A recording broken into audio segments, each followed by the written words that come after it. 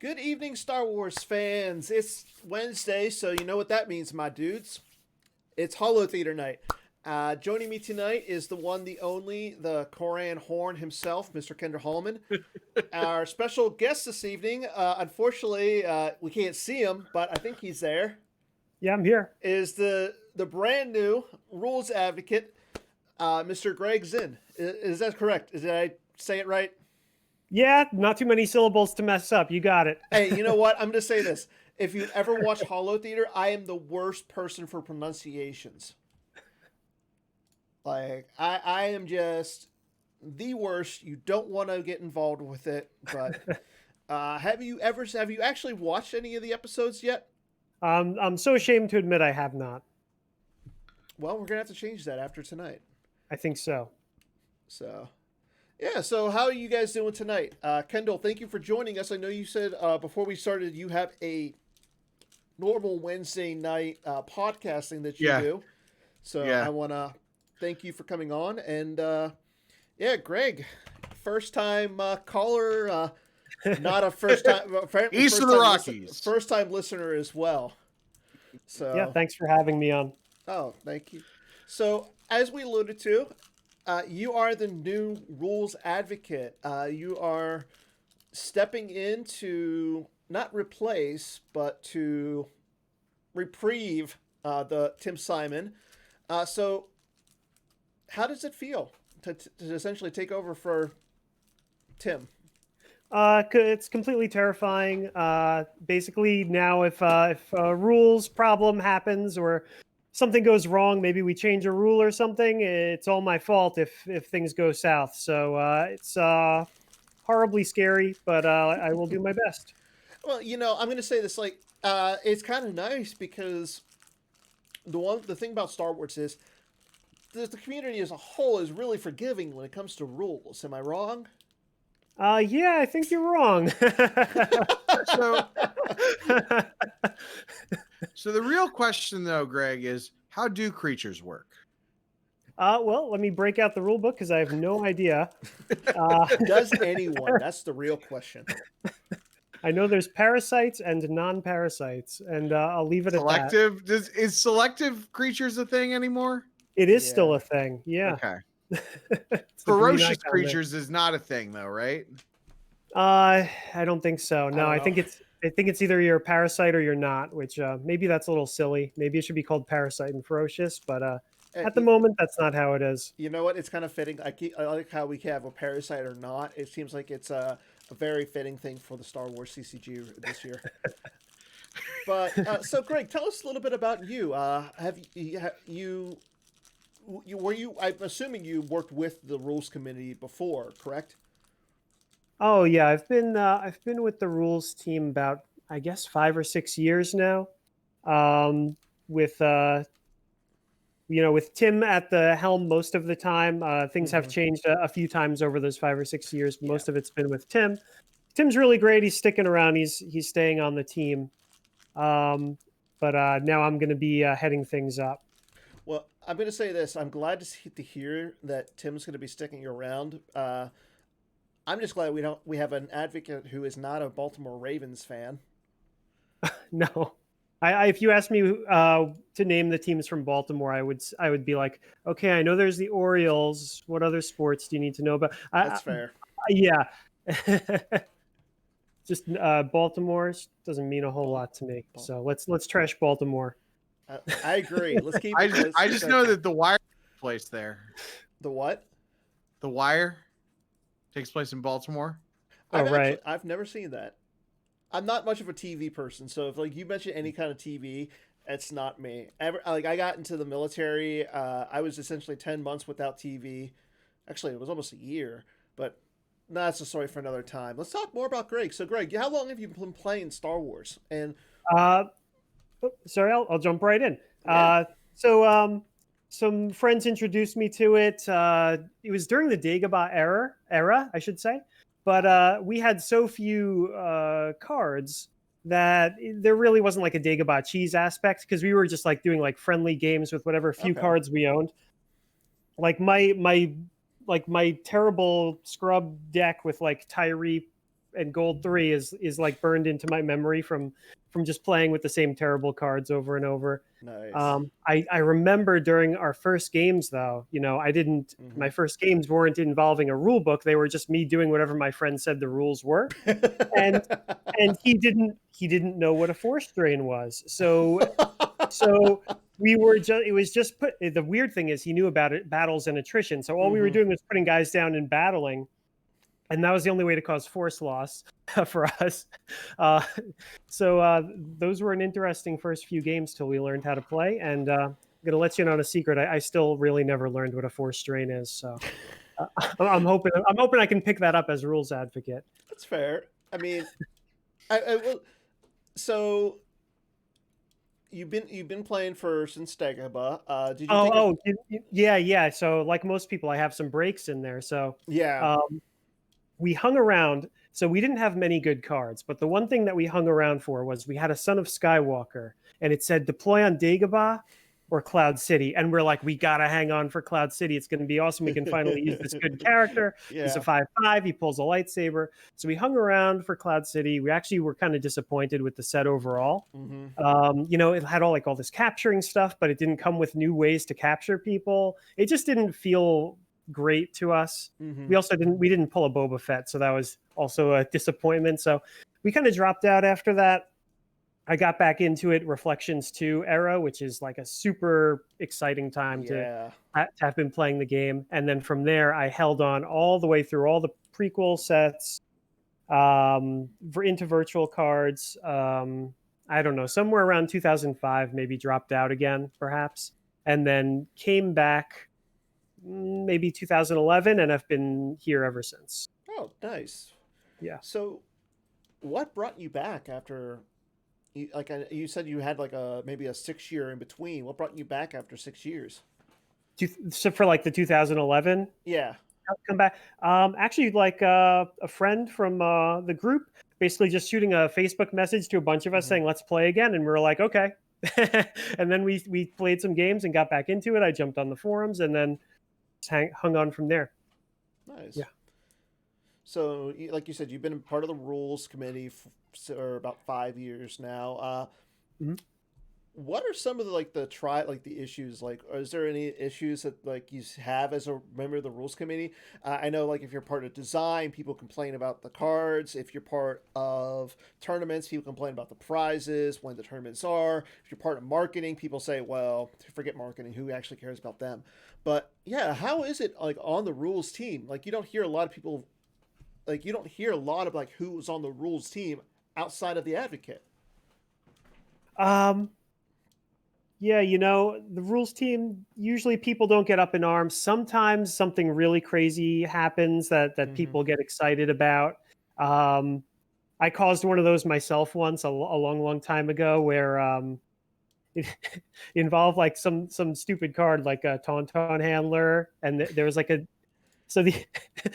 this is so dumb. I'm going to bring it up really quick. So in Tauntaun Handler's lure, it has the word scout, and it's even bolded. So obviously Decipher wanted this guy to be a scout. And the rule book as written would make him not be a scout. It had to do with the specific way it was phrased, because being bold text doesn't mean anything. Okay.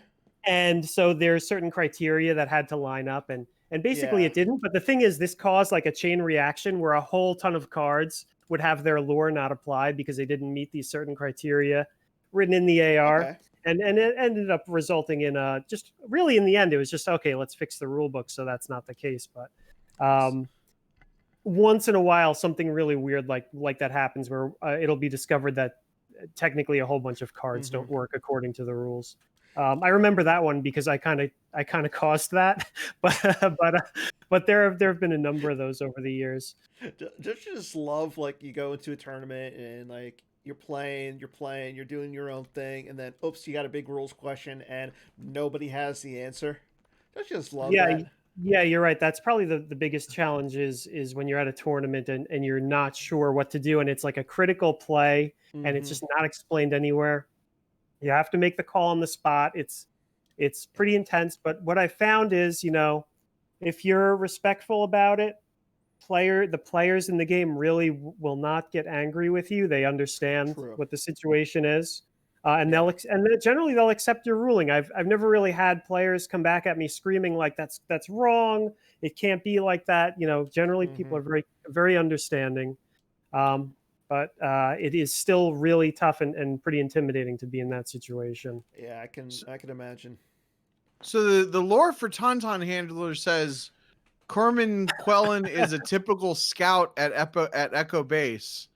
How on earth could he not be a scout if it says he is a typical scout? The way the rule book used to be written is it would say that that it's using that guy as an example, and this card represents Tauntaun handlers in general.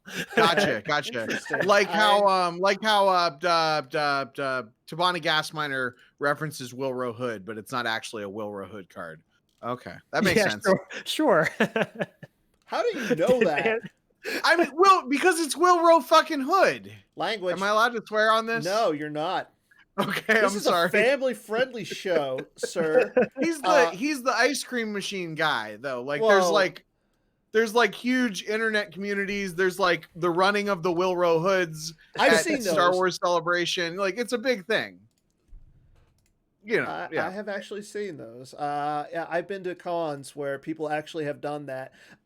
Okay, Mr. Wilro Hood, what is the ice cream maker supposed to be? It's a computer core, right? Of like Rebel Secrets or something. Yeah. I listened to a podcast about it once.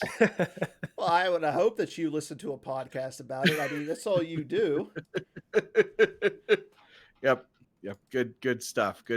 So what are your hobbies? I like to read up on the ice cream maker. So have you actually had any so I know Tim has had multiple times where he's gotten a phone call from tournament committee, like not the tournament committee, but people, the TDs at tournaments and stuff. So how have you gotten any of those phone calls yet? I've done that where I've been on call for big tournaments. Yeah. Both directly and also indirectly, where like maybe Tim is on call, but then he's got, if he needs to discuss something, he's got me and also Steve, that's Fungineer on the forums, Okay. as backups. That's the rules team right now. It's Tim, me, and Steve. So there's only 3 of you? There's only 3, but What?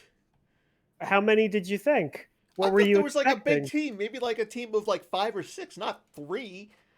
We're a really good team. If you have too many, this is something, if you've got too many cooks in the kitchen arguing about something, it really could delay figuring things out. Whereas really the way it works is the rules advocate, if let's say a tough question comes in, usually on the forums, ultimately the rules advocate will have the final say.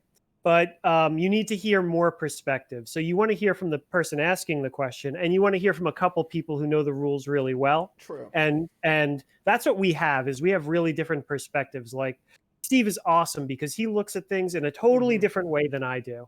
And same with Tim. We all look at things come in from different angles, and we get everything in front of us. We all know the AR pretty much. I don't want to say inside and out, but about as well as anyone can, because it's a pretty huge document. And it is. And between the 3 of us, we can at least see every angle of a question, and then make our suggestions of how it should go, and the advocate can make the final call. So now that pressure's on me to make those final calls. Yeah. What's the rules question that you've asked or that you've answered more than any other rules question?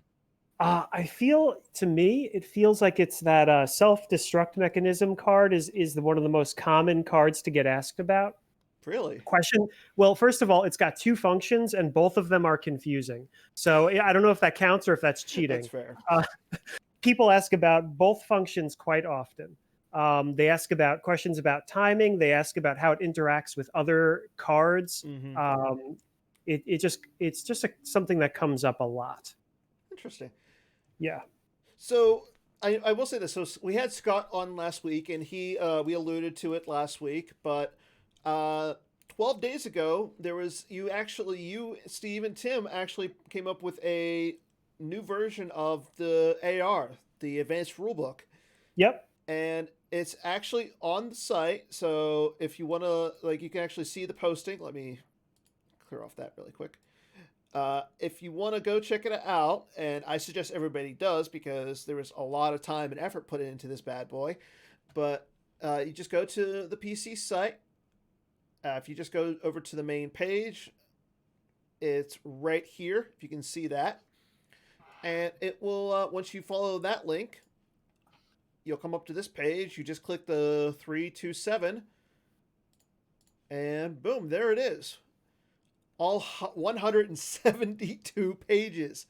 Like, Now, most of wow. that is errata and card rulings, which you would never read through end to end. You would only use those sections to look up a specific card you had a question about. But Yeah. even still, there's a lot of actual pages too. I mean, Dan wouldn't read it, but some people might. You kidding, Kendall? I don't know if you were at Worlds like a couple of years ago when it was in Minnesota, but the former marketing advocate, Mr. Chris Menzel, gave out actually hard copy books out to everyone. Well, actually, the glossary 5.0. Here, let me just I'm sorry, that's obsolete. You have to burn it now. Sorry, guys. I have a copy and I've read it because I have. I have no about right. 25 copies of Glossary 2.0, so that's a total of 50.0 glossaries. So But yeah, that's like 10 times the glossary.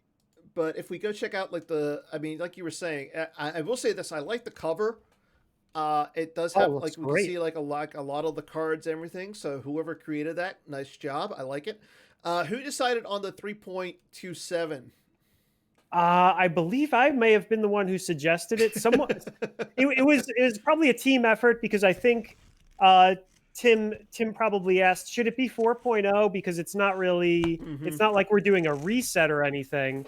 There's the R word. It's not like we're doing a reset, so we're not really jumping to 4, are we? So do we want to call it like 3.5? And I'm like, well, is there a funny number we could do? And then I think I probably may have been the one who suggested let's go with 327 in honor of Docking Bay 327. Nice. So yeah, like you were saying, just a lot of information. The glossary or the appendix in the first one, the table of contents. You can just. It looks like it's an AR. So if you haven't taken a look at it, go ahead. There is a lot of information. There's a lot of appendixes. And it just talks about like the game, all the rules and everything. So it is a big document, but I will say this, if you're learning the game or you're trying to teach the game to someone, having a copy of this it's a good idea. If you're just interested in what's new, there is a what's new section just before chapter 1. Okay. It doesn't cover every single change, but it highlights some important things. It tells you what some of the recent rulings were that were big since the previous AR. So like, most people know by now that the Hoth Energy Shield rules change so that it doesn't grow. But, that's mentioned here in case someone is new and picking up the game but has played before. Yeah. It also mentions a couple other big sections that were revamped, which is double-sided cards, and also an overview of the battle phase.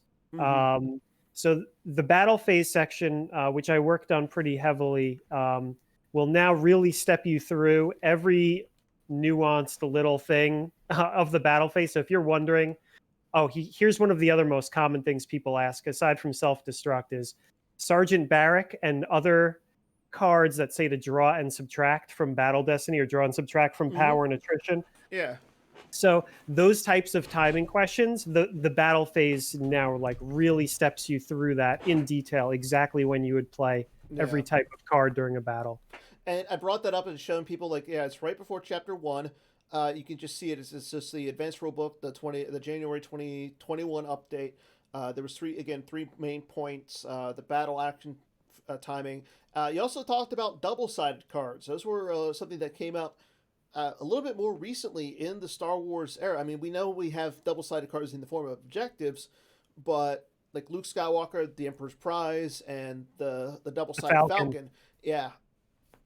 So, and I like how you guys took key areas in the AR just to talk about those specific cards. Oh yeah, absolutely. And Steve did most of the write up for the double-sided card section. He did a fantastic job with it. Now, and the idea of the rules, we'll see if this holds true. But the idea is that it should be accommodating for anything else design wants to cook up. Okay. So I don't even know what that would be. But if they come up with yet another kind of double-sided card, these rules should be flexible enough to hopefully accommodate that with, or at least with minimal updates. So my next question is, will when is the next time you guys foresee an update coming with the AR? Um, I believe that I'd like to do it more often from here on out because it Okay. ends up being a big job if we wait too long. So I'd prefer to switch to yearly. And since I'm the advocate, I kind of can make that happen. So I'm going to give it a shot and see if I can have a kind of do it by year, 2022 AR, 2023. So Okay. in a year, you can hold my feet to the fire if I don't come through. But So I think 1 it's year from actually going to be easier for us to do it in smaller batches than to save up for a really big update. so are you saying 1 year from today, or 1 year from like January? 1 year in what way? It is January, isn't it? Hey, I I'm would- just saying. Okay, I so if mean- you wanna get me on recording, so you can hold me to it later, I Yeah. would say end of January next year there should be a new AR See, this out is with what I like. whatever those updates are. Let's see if I come through for you or not. So this is Jo- one thing I really like about an advocate. I like it when the advocate sticks to their deadlines. So Well, I haven't actually come through with it yet. no, not yet. But I'm gonna say, like, when you do, I will give you props. Cool. But and this way, like, say we have an advocate who does it. I'm not gonna say any names. I can be like, well, why aren't you like Greg and actually fulfilling your promises with the He's talking timeline? about Scott Lingrell. No, Scott's amazing. There's nothing bad I can say about Scott. Yes, that's why I said it. That's the joke. There are like his deck That's choices. the joke. Actually, speaking of Scott, it was funny today because I actually watched him play a match where he played a normal deck, his opponent played a Scott deck, and I was just like, "What is this, opposite day?" So that reminds me, Greg. How has rulings and that stuff? How has that changed with GEMP? Has it gotten easier or harder? Oh, so in some ways easier because there are less questions because people just play and they'll trust the system, and in other ways so much harder because we get the toughest questions now from GEMP programmers like Echo Based Trooper, who needs to know how something works that has never come up in a game and never will come up in a game, but he has to program it, and he can only program it. He can only program it if he knows what to do in this incredibly bizarre situation. What's the most bizarre situation? What's an example of that? Let me pull one up. Because I need ideas for next month's bad deck breakdown. Yes. Okay, well, I don't want to spoil something that you showed me was on the schedule for the end of this. You know what I'm talking about, right? Because I've got examples of that. You were going to mention something that's you mentioned something that's being worked on for GEMP. Can I say it, or do you want to hold off on that? We'll hold off on that one. Okay. But I know exactly what you're talking about. Oh, well, that's what I could easily pull examples from. So maybe I could answer that question later. Okay, but we actually have one in the chat right now from our design advocate, Mr. Chris Kelly. He says Bane Millar. Oh yes, that's so great. I wonder why I didn't think of that. Yeah. Okay, Bane Millar. So many questions. Let me actually pull one up here. There was one that I really liked. We actually decided that it was easier to fix it with a small errata than to actually try to answer the question. Really? Yeah. That's awesome. So what? I'm actually okay. If you want to look at what happens when Bane Millar mind scans an Endor Scout Trooper. Oh. Endor Scout Trooper says while Endor Scout Trooper is on Endor. So there were questions like, well, okay, so now if Bane scans this, but he's not Endor Scout Trooper, so is it talking about the specific Endor Scout Trooper that he scanned, or just like any Endor Scout Trooper on the table? And then it must be any Endor Scout Trooper, because Bane doesn't care which one he scanned, and it just got it started to get pretty crazy. And that's only one example. There are actually tons of these weird things that Bane would do from scanning different characters. So really quickly, just for our new players who don't know who Bane Millar is, he is, like I said, you were saying, he's the best card in Jabba's palace. I just brought him up so that way people could see. So the part of the game text that you're talking about with the mind scanning is the start of a battle. You may use one force to mind scan one opponent's non-droid character of lesser ability present, adds that character's power and game text to his own for the remainder of the battle. So what you're saying is when he uses that portion of the game text for like an Endor trooper, I can see how that gets a little bit convoluted. I'll give you one more. Sabe, I believe it is. Let's bring up Sabe. The one from Coruscant? Yeah, she's one of the handmaidens. You know, I was wondering why, she's not on Gemp. Because, I mean, I like WAP, and I like her in my WAP in real life. So, I'm sorry, I didn't catch that. I was reading Sabe. Oh, good. So, yeah, I like her, and I want to play her in a WAP deck. But I can't because she's not on Gemp. Oh, okay. Well, even if she's not on Gemp, we still have to consider what would happen when Bane Millar mind scans her. So here was the question. Mm-hmm. So Sabe says, well, same side as Amidala. Sabe is power +2. So Bane Millar mind scans Sabe. So now Bane Millar is saying Sabe is power +2. So Sabe is now gaining even more power. So now she whatever she start with 3. So now she goes up to 2 from her own text and then 2 more from Bane Millar. So she's a 7. But then Bane Millar says that whoever he scans, he adds their text to his own. So the question is, how much of that power does he get for himself? And the answer is he gets 5 of it. He doesn't get the last 2.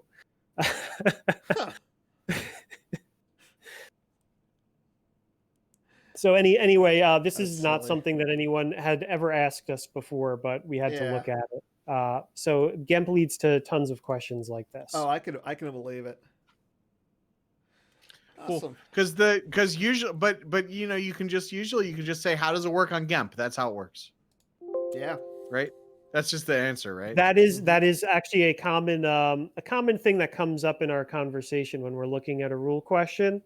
We'll bring in all the angles, including just curious, how does this work on Gemp currently? But you know, that's not all. Even though I know you only said it as a joke, but it is something we ask ourselves because sometimes Gemp just intuitively works the correct way, and we need to ask ourselves, why does Gemp do it this way? Maybe there's a reason. It's almost like we put in a bunch of rules into Gemp. Yeah. And then it applies those rules. Yeah, now it can answer questions for us.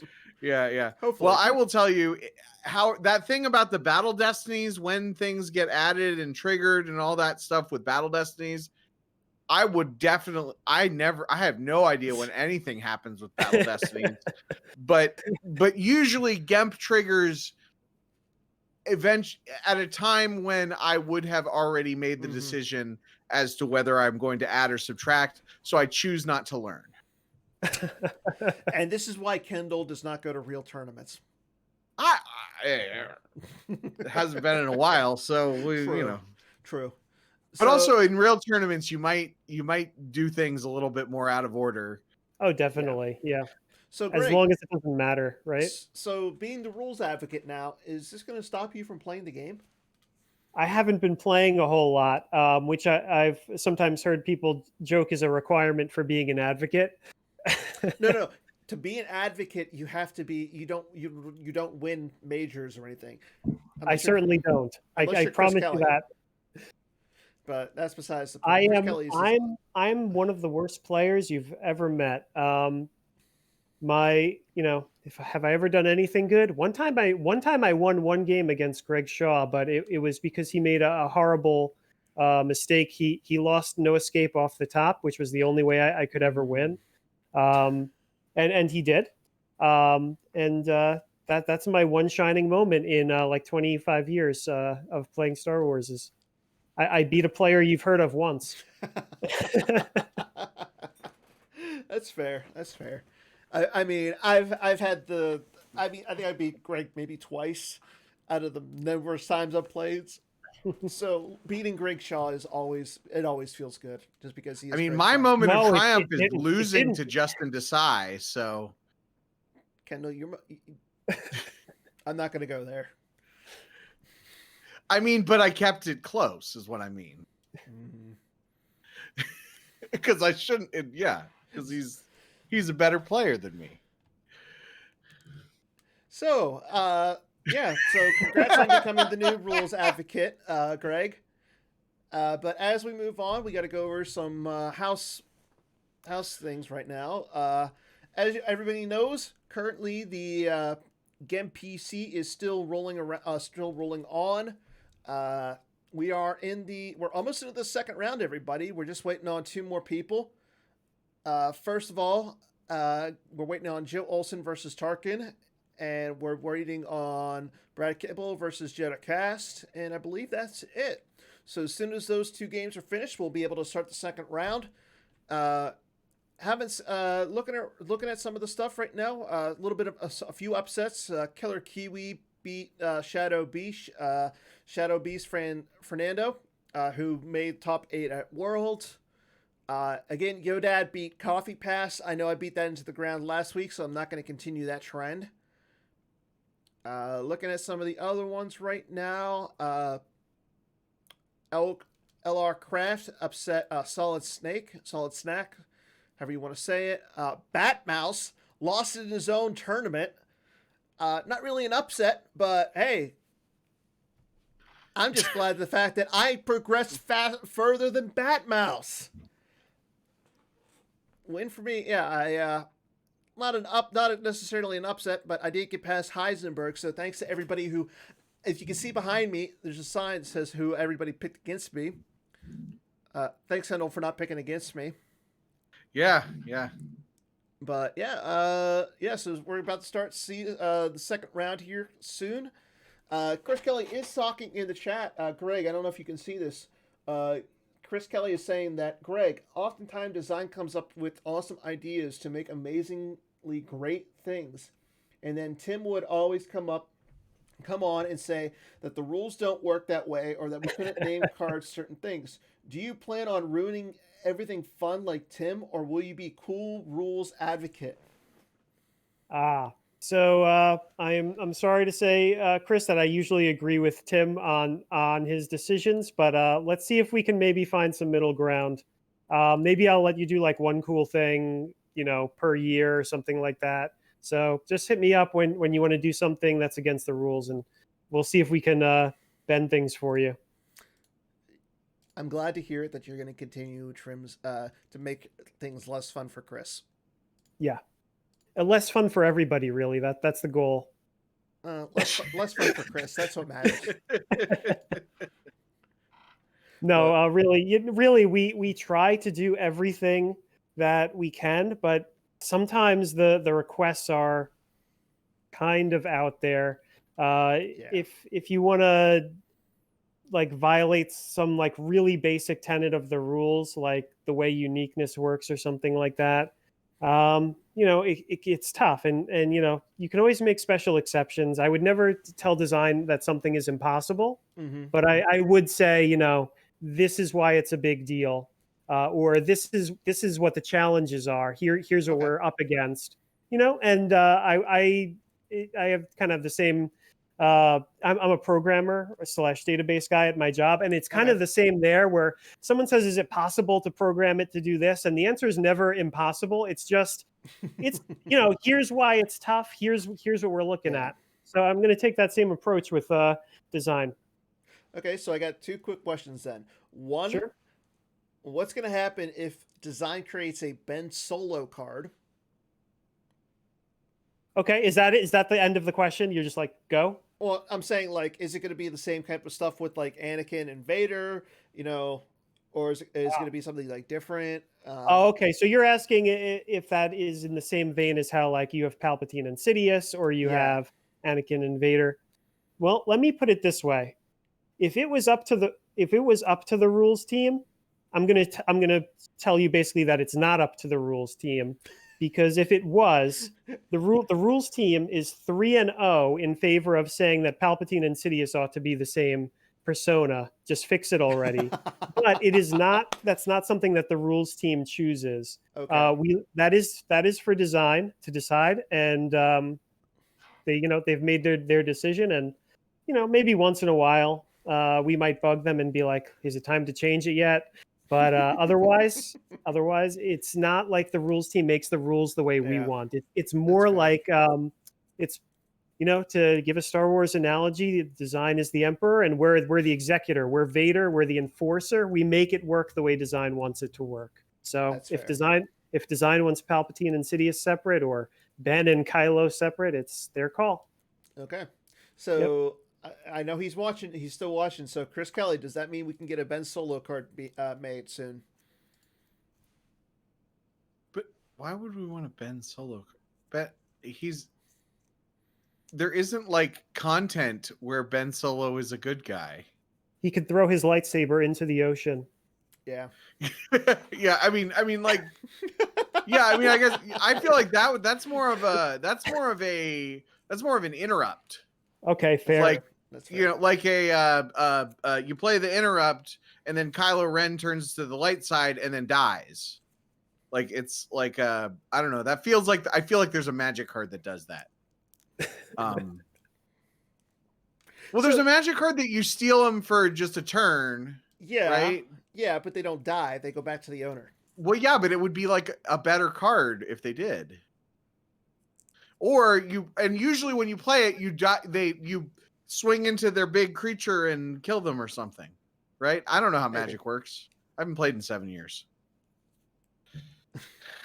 So moving on before we go into another topic like that discussion, I just don't think Ben Solo needs to have his own card. Is all I'm saying. Like we'll see. I mean, hey, I'm just saying. Maybe if there's we're getting a Jedi Ray, why not make a Ben Solo? Let's go crazy. Jedi Ray has content in the Lego Holiday Special, so that's something. Yeah. Well, and also, I mean, my problem with Jedi Ray is that she should be Destiny 6. I mean, moving on. Just to remind everybody, the OCS starts soon. We have 4 days left to sign up. Well, until the OCS starts. So it begins the 1st of February.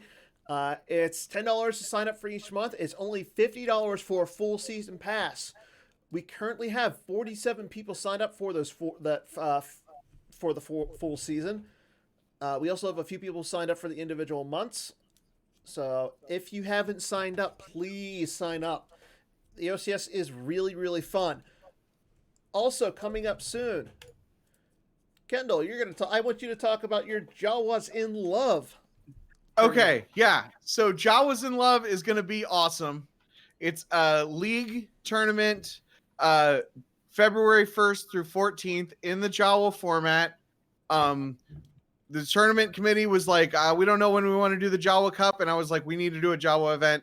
Let's do one at the beginning of February. Let's do it for a week. Taco Bell was like, how about 2 weeks? Yeah, it's going to be awesome.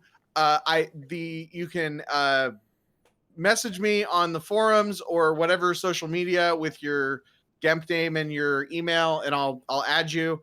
It's just a suggested donation of $2, and we've had a lot of people who made very generous donations to the prize pool. So the winner gets a $50 gift card to the restaurant or delivery service of their choice, so that they can either have a dinner with their significant other, or eat 2 dinners alone.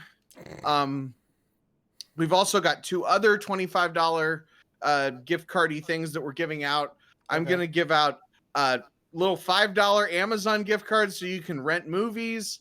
There's other stuff, and this is the first time that I'm saying this anywhere. There's going to be some support on GEMP itself. Yes. You're going to get some foils on GEMP. Don't have all the details worked out on that, but it's going to be a really fun thing. And like I said, there's the EV of this is excellent. We've got 25 participants and about $150 worth of prizes already. So sign up. It's going to be yeah, fun. so sign up. It's going to be blast. Also, my favorite part about it is that it's a league for 2 weeks that you can play unlimited games. Mm-hmm. So you could theoretically lose all of your games and still win the tournament or still win the league if you play enough. So, theoretically. I will say this though. What are the names of your two Jawas who are in love? The names of the two Jawas that are in love? Yeah. I don't know. I didn't think that far ahead. Okay, you know what we need? I want you to make a card for a winner or two people or whatever with both these Jawas, and they need a name. The winner should get that card. All right, we'll see what we can do. But moving on, so Greg, so you haven't watched Holotheatre. We normally at this time go into like a little thing called Swing and a Miss, where we debate just some topics regarding around Star Wars. Sure. So for the first one, bringing up the first one,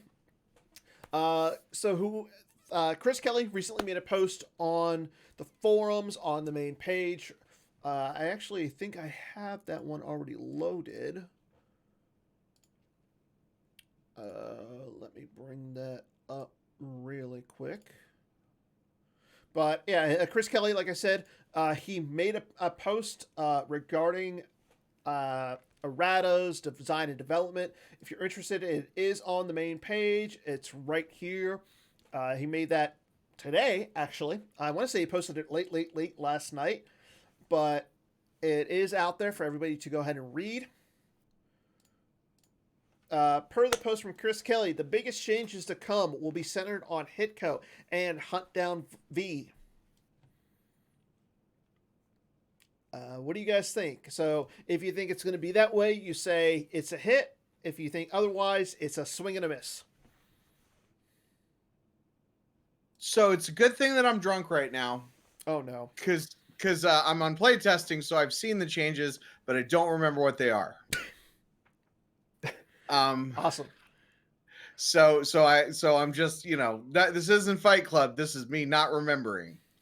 It's like I don't remember. Anyway, I think that. Oh crap! I just remembered some of the changes. Just say, just go one way or the other, Kendall. Okay. I think there's going to be other changes that have bigger impacts than the changes to Hitco and Hunt Down. Even if Hitco and even if you said like this card, like the changes to Hitco and Hunt Down might be, I think that some of the other changes will have a bigger impact on the meta than the changes to Hitco and Hunt Down. Okay. Greg? Well, as a person with advocate permissions, I assume I would have access to go check that stuff out and know the answer, but I haven't seen any of it. I haven't looked. So to be fair, I've only had this role for a few days. So I've got no idea. I'm going to say it's a hit because I'm going to trust. You think No Idea is going to have the big changes? I have no clue. There you go. Which way it would go. So I'm going to trust Chris Kelly on this and say that it's a hit. I'm going to go with it's a miss. I think that, Hitco's going to get some changes, but I think there's some bigger ones that are going to happen. I've seen most of them, but I think I think because of how nothing's been finalized either. Nothing has been finalized. So nothing has been finalized. We've seen a lot of the proposed changes. Yeah. But I will say this, good things are coming to those who wait. Moving on to our next question. Scum decks will be the decks of choice. Oh, wait, hold on. A call. Yeah, I don't know why my Discord does this from time to time. Dan's a Pikachu. Yeah. I don't know why it does this from time to time, but Scum decks will be the next dark deck to come. They're going to be the next big dark deck coming up with these next changes and everything.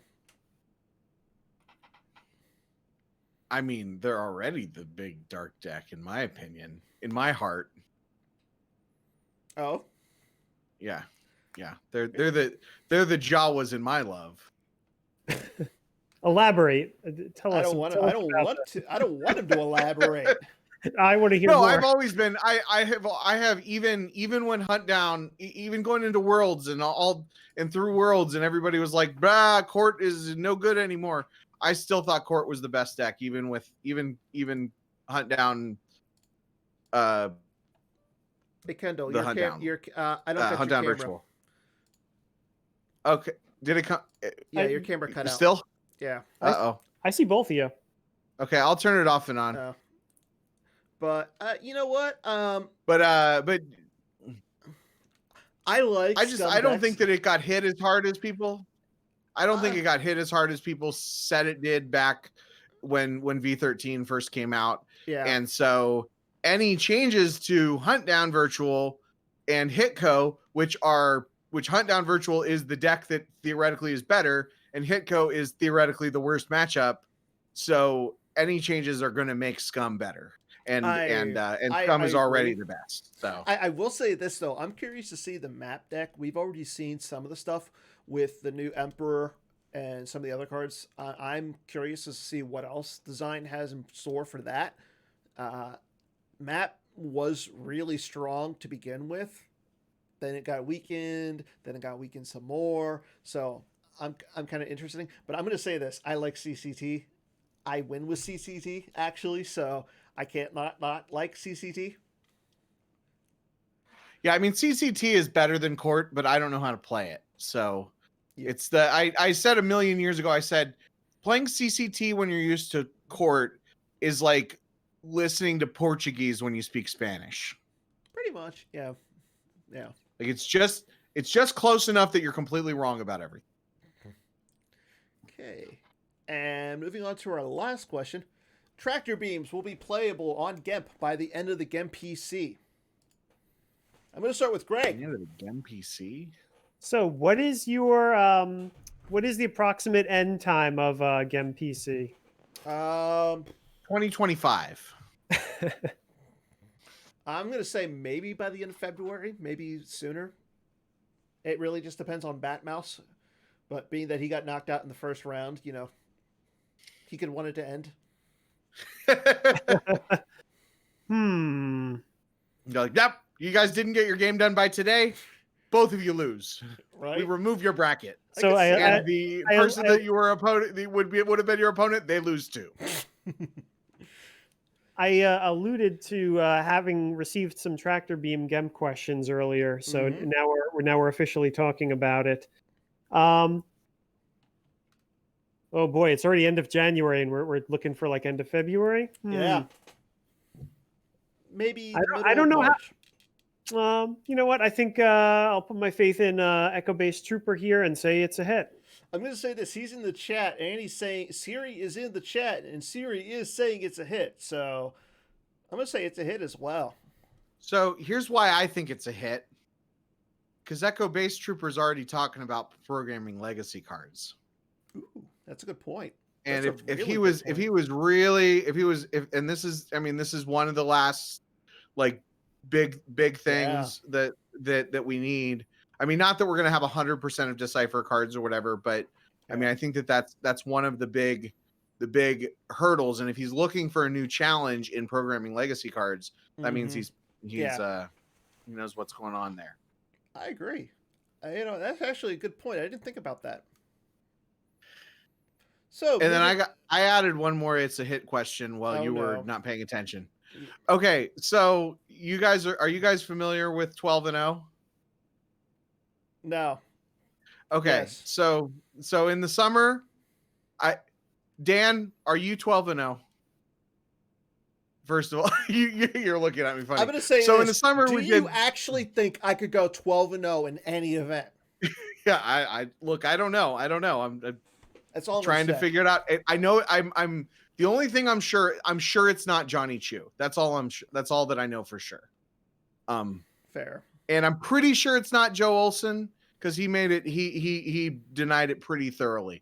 But for those watching, in the summer, we did the Jawa Brawl as the follow-up event to the Jawa Cup, and it was the most like Wild West tournament ever. You could just join. You didn't have to say who you were. So we had a bunch of alts that joined, including 3 alts that made top 8. Most notably, somebody who called himself 12-0 and was the only one besides Jar Jar Drinks to make 12-0 in the event. It was a 12-game league event. And he or she, I guess, because we still don't know who they are, asked in the Gemp chat if they could join in Jawas in Love without revealing their identity. I put up a challenge and said that if they reached out to me and said who they were, then I would keep their secret until they lost. And they obviously were too scared to do that. But there was enough. But I have enough room in my heart, and it's Jawas in Love, and enough people were interested that I did let them join. So my swing and the miss question is: will 12-0 go undefeated in Jawas in Love? Yes. It's a mess. Oh, I don't believe in magic, so I it's cute to think that would happen, but I'm so glad you're our rules advocate. yeah, these things don't come true. They'll lose a game. It's just too much to ask.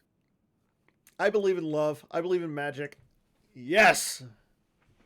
And also for those who haven't heard, Echo Base Trooper actually did check, and the games that 12-0 won, 10 of the 12 games were against usernames that you and I would recognize. So that's fair. This was not shenanigans. It is possible that this is a person that had 15 alt accounts or something, but even so, they called the other. There weren't other alt accounts, as far as I know, called like I didn't lose any games or anything like that. Yeah. So it is impressive that somebody named 12-0 went 12-0.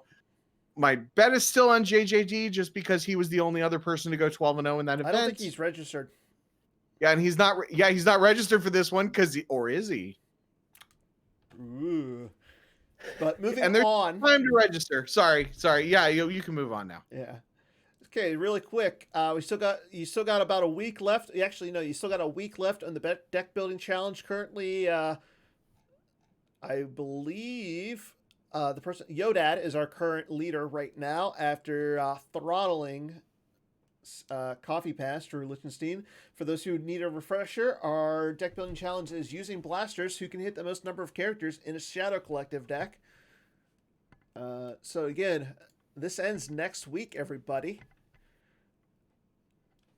You got time for and remember, it's going to be a monthly challenge from now on. So, but it's now time for my favorite part of the show.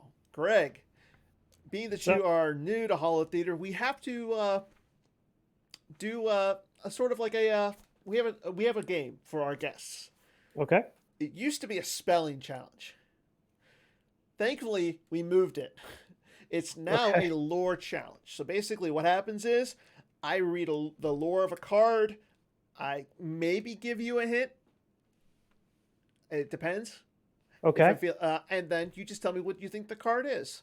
If you win, you get a nice little prize. If you lose, you go home with nothing. Okay. Sure. Okay, so for our lore today, let me bring it up. Female chosen as a handmaiden by Panaka due to a resemblance to Amidala. No, just kidding. Was that Sabe? That's Sabe. Yeah, I had the wrong screen up. I'm sorry. So, well, Greg got mine. That was pretty good. That's still impressive. Your lore challenge is using lateral thrusters. An X-wing can suddenly change direction, rotating around to fire at a pursuing ship. I don't know. Is it the X-wing laser cannon or no? It's probably an interrupt, right? It is an interrupt. I'll give you that, and I will say it's from Special Edition. I gotta go easy. I gotta go easy with the advocates. So that's not the Corellian slip. Is that the Antilles maneuver? I don't know. No. No, I'll give you one more. I'll give you one more guess because you are an advocate. Power pivot. No, You not are power correct, pivot. sir. Oh, it is. Nice. You are All right, correct. It is cool. power pivot. Awesome. So Cool. you will, yeah. Congratulations, you successfully maneuvered through the through our lore challenge. Yeah. So that's all. I mean, so I just need you. Just give me your address if you can, and then we'll get you out the prize. I actually have some ready that to send out. So I actually found them cleaning out some of my stuff today. But yeah. Awesome. Is it a Get you, secret prize or? actually, you know what? It is not. I don't know if you've seen these, but it is on my foil paper a special Holotheatre that has Jerry Queso Sauce as the Vader. It has She- what as Vader? Hang on, I didn't catch that. What? Do you know who? You know who? Yeah, Jerry it has Jerry is. Hine. Jerry Hine is the Vader. What? That's awesome. Okay, thank you very much. I appreciate it. But I'll send you my info. I actually have some new ones I need to print out. I'm just waiting on the paper to get here. These ones are going to be totally different. So I'll give you a choice. Do you want this one or do you want a new one? You mean like take what's It's in the a- mystery box? Or... Yeah. Would you like the mystery vial or the mystery pack, or would you like this one? Would you like the mystery box or the boat? So the Holotheatre is just a Holotheatre. The mystery card could be anything, even It can even be- Holotheatre. It could even be a Holotheatre. Holotheater. I know the Holotheatre is hilarious. I'll go with that one unless you would prefer I go with the mystery. You which can go. I You could can be go whatever persuaded. one you want. Okay, then I'm going to be offering these to people starting next week. So, well, as soon as I get them printed, I should say. But I will say this: everyone will have a choice from now on of the mystery box or the Holotheatre. I'll go with Holotheatre then. Okay, sounds good. Awesome. So that is all we got for tonight, everybody. Again, I'm going to thank Greg for coming on as our guest. Greg, congrats on becoming the new rules advocate and filling the shoes that Tim left behind. Again, Tim is not gone. He's still in our hearts. And on our rules team. That too. And I also want to thank Kendall for stepping in as my co-host tonight. Again, Kendall, thank you for going your normal podcast to come on to Holotheatre. It is always fun. Again, we'll be back next week. Don't have a guest yet, so as soon as we figure out who the guest is, just stay tuned to all of our social media. We'll figure out who we have as a guest. We do got a lot to talk about. We have more action from the game PC. We have the OCS. Maybe we'll have an OCS former top 8 to talk about like the OCS. Maybe we'll have Chris Gogolin to talk about the OCS. Maybe maybe Bill Kafrick will come on and talk about some of the things that the tournament committee are doing. Actually, I know Bill wanted me to talk about this. A little snippet from the tournament committee. The tournament committee will have an announcement by Friday. It's for the OCS starting this year. For each winner of the month, you'll receive 2 player of the year points. Whoever's the runner up will receive 1 point. So if you're looking for player of the year points, play in the OCS, people. But outside of that, that's all we got. That's all we got for everybody tonight. Stay tuned next week. We'll have more Holotheatre. Until then, good night, everybody. Bye. Thanks for having me. Yep. Take care.